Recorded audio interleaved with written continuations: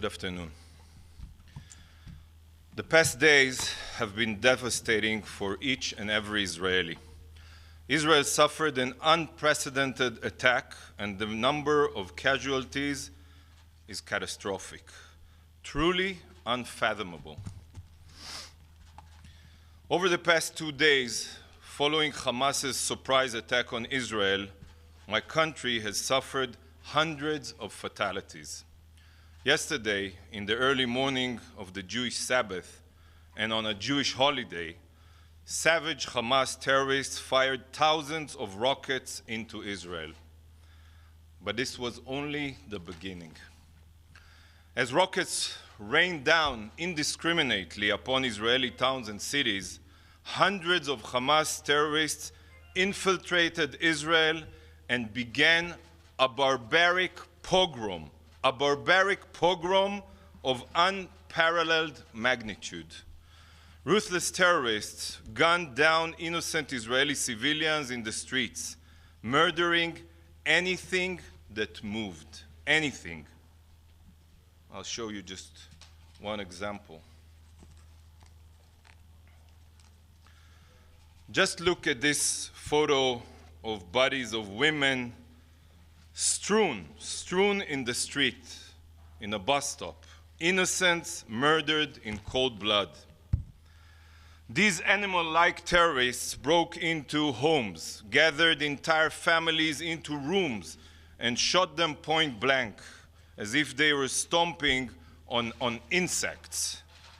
Grandparents and the elderly, among them Holocaust survivors who endured the Nazis, were violently dragged from their homes, this time by Hamas, and taken into Gaza.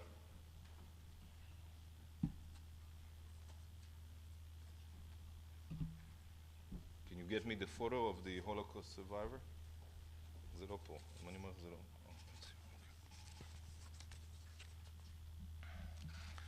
Look at this grandmother being forced to hold a Hamas terrorist rifle as he takes a picture with her. This is inhumane. Inhumane. Mothers and their babies, as well as babies separated from their mothers, were brutally taken hostage. Just look at this video now.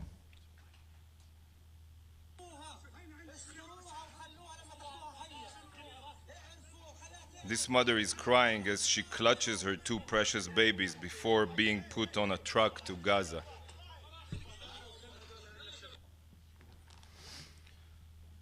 These are war crimes, blatant, documented war crimes. But tragically, the abominations don't end here. Hamas terrorists happened upon an outdoor party of hundreds of young Israelis celebrating the holiday weekend. These savages gunned down Jewish revelers just like Nazi death squads in the 1940s. Hundreds were butchered, their bodies mutilated and defiled. And those who survived were taken to Gaza. Listen to this young girl screaming as she is kidnapped, separated from her friend, not knowing what fate awaits her.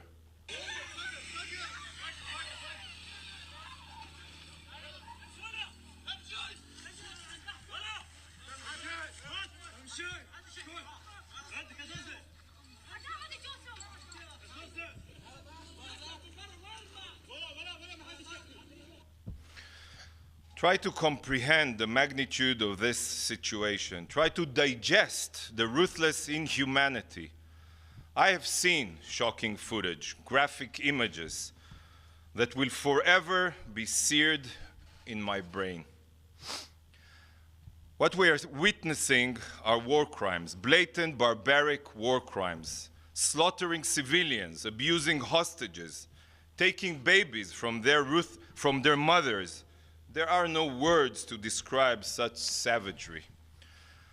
I don't want to imagine what is happening right now to all of those innocent Israeli civilians being held captive in Gaza. the horrors they are enduring. Look at this, and do not forget it. The horrors.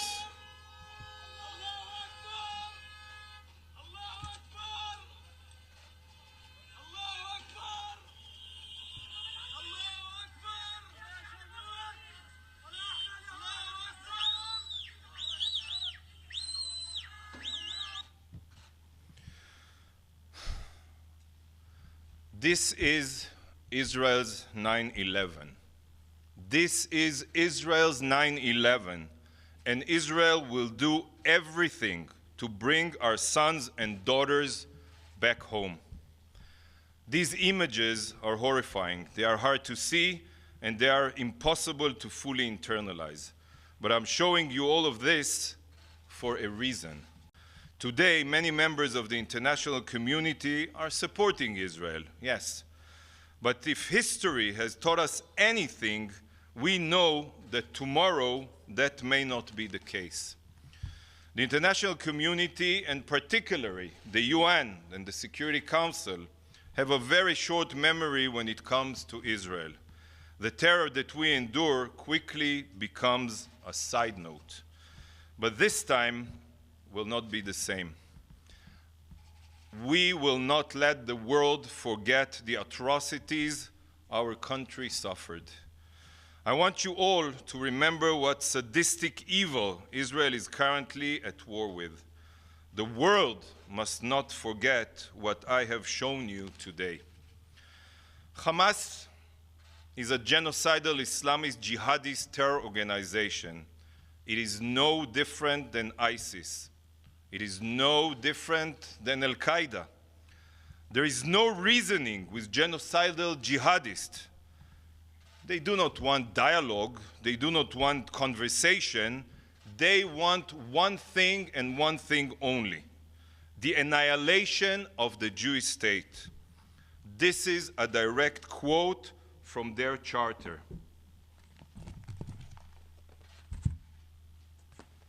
The day of judgment will not come until Muslims fight the Jews and kill them. This is the Hamas charter. And it also says that whenever a Muslim encounters a Jew, he must butcher him. That's the Hamas charter. Internalize this. They want to butcher me. They want to butcher my children, my people, and my nation. They will not stop until they murder every single one of us. And this is precisely why this atrocity is Israel's 9/11. From now, nothing will be as it was. I promise you. Today, we are shattering the paradigm. We are changing the equation. For 17 years, since Israel unilaterally withdrew from Gaza, and since Hamas came to power, the world has tried to reason with these terrorists, barbaric terrorists. The international community sought to rehabilitate Gaza, giving tens of billions of dollars in aid. Friends, these funds did not go to building schools or hospitals. It was exploited only for terror. Every inch of Gaza has become part of Hamas's war machine, a war machine. And you know it. Money is fungible. It enters Gaza, and then it goes straight to building terror tunnels, rocket launch pads, missile manufacturing sites, and other terror infrastructure. Economic incentives cannot change genocidal ideologies. I repeat, economic incentives cannot change genocidal ideologies. It couldn't have worked with ISIS, it couldn't have worked with Al-Qaeda, and it doesn't work with Hamas. The era of reasoning with these savages is over. Now is the time to obliterate Hamas's terror infrastructure, to completely erase it, so that such horrors are never committed again. And the international community must give Israel its full support. mark my words, Israel may be under attack today, but this is not only a war against or on Israel. This is a war on the free world. It is a war on civilization. Israel is at the forefront of the war on terror, and if we do not succeed, the whole world will pay the price. As the Security Council prepares to meet today, Israel has one sole demand. Hamas's war crimes must be unequivocally condemned. This unimaginable atrocity must be condemned. Israel must be given steadfast support to defend ourselves, to defend the free world. Israel will not accept any false, immoral comparisons between a savage terror group that targets innocent and the democratic state of Israel. This is not the comparison that the UN or the Security Council can do. There is no reconciling with genocidal terrorists. Israel will exact a heavy price on Hamas so that what we witnessed will never repeat itself. In the wake of the Holocaust, the world swore, never again. This very body, the UN, was established on the ashes of the Holocaust. Yet yesterday, we watched as hundreds of Jews were massacred in cold blood. This is a never again moment. We are a resilient people, and we have faced hardships in the past. We have always overcome our challenges, and today will be no different. Israel will fight back, and Israel will prevail. Thank you. Pamela Falk from CBS News. Thank you for the briefing. Do you expect a unity statement out of the Council? And if not, which countries do you think might resist that? And can you tell us anything about hostages, including Israelis and Americans and other nationalities? Thank you. What was your second question? Are there American hostages? Regarding American hostages, I can't get now into details. Obviously, it's an ongoing war now, and we have to be responsible now and double-check everything, so I cannot comment on this question. Regarding our demands/expectations, as I said, it's hard to imagine countries objecting or our expectations, but we can never know. As I said, our only expectation is the obvious expectation that the UN that was founded, and especially the Security Council, to prevent wars, to fight terrorism, would and will condemn unequivocally the Hamas's atrocities and defend Israel's right to defend itself. That's it, as simple as it sounds. Thank you. Yes, please, in the back. Your name? Michelle Kellerman with National Public Radio. First of all, is there evidence that either Iran or other UN member states were involved at all in the planning for this? And secondly, are you asking the UN, the ICRC, any other international organization to help with regard to the hostages? We cannot, and obviously we're not going to share our plans and military plans and strategy because it's a war, and we do not intend to share our plans with the enemy. What was your other question? Oh, regarding Iran. Let me say that, again, we don't want to share intelligence. We could see in the last few weeks, maybe that's a separate issue to discuss, we could see the supreme leader of Iran, Ayatollah Khamenei, and how he criticized any country that wants to normalize relations with Israel, how he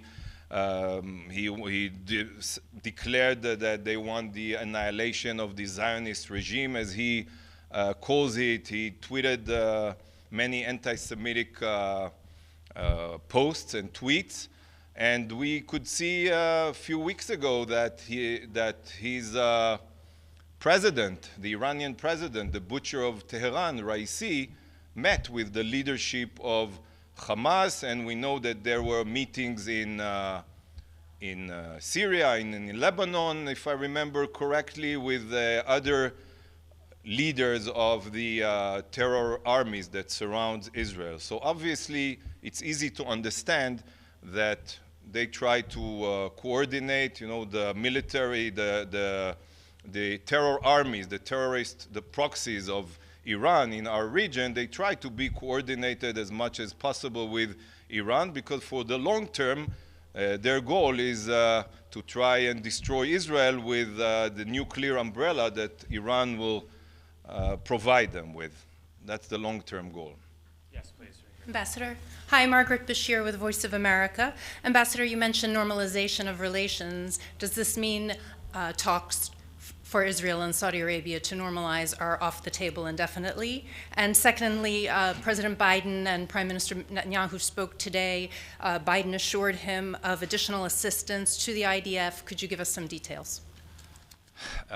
We are grateful to the support we receive from the American administration, from President Biden. We are fully coordinated with them. I'm fully coordinated with Ambassador Thomas Greenfield here, as I said, regarding, for example, that we don't expect to see any other statement coming from the Security Council unless it's the content that I just mentioned. We don't want to get into specifics again, but the administration is willing to assist Israel. And what was your first question? On normalization with Saudi Arabia, is that off the table? That's an important question. We don't see any reason that it should be off the table.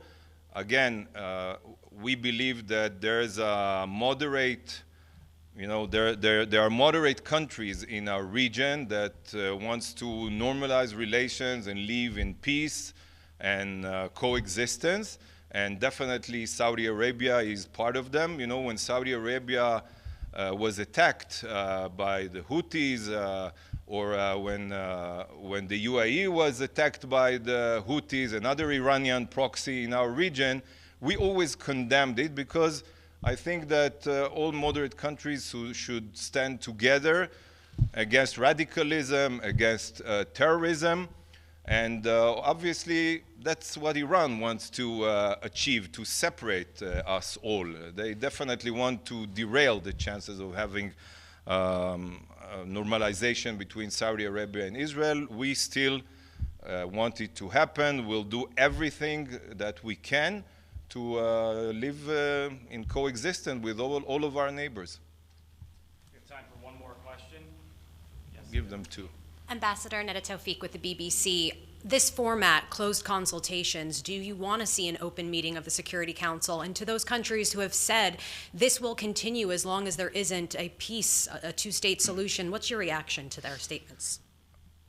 It's either being naive or more than being naive, because if I just describe to you and show you some quotes from the Hamas charter, and I don't remember anyone talking about achieving a peace agreement with Al-Qaeda or with ISIS. Peace cannot be achieved with an organization that its sole only goal is to destroy you and to butcher each and every one of your citizens. So it's only about fighting terrorism and radicalism.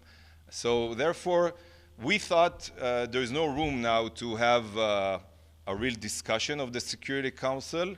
Again, we are at a war now in Israel. We have hostages being kept in Gaza. We have a constant threat. They are still indiscriminately firing rockets and missiles at our towns and cities. So we are fully, totally focused on achieving our goal to remove this threat from our citizens. So you don't see the purpose of an open meeting? I just want to make sure that I have that I correct. don't see any reason now to hold an open meeting. Time for one more question. Yes, please. Yeah, on hostages, there are reports. Where are you from? Paolo Mastrolilli with the Italian daily La Repubblica. On hostages, there are reports. Hostages, there are reports of a possible deal in exchange of restoring electricity, the freedom for children and women. Are you willing to consider something like that without getting into details? We're not even dealing with it right now. As I said, we're not going to share any information or intelligence publicly. I believe you will see that Israel is determined, as I said, to bring back our boys, girls, babies, grandparents who were taken forcefully to Gaza, and we are determined to obliterate the terrorist infrastructure there that is threatening all of us and the future of Israel. Thank you very much.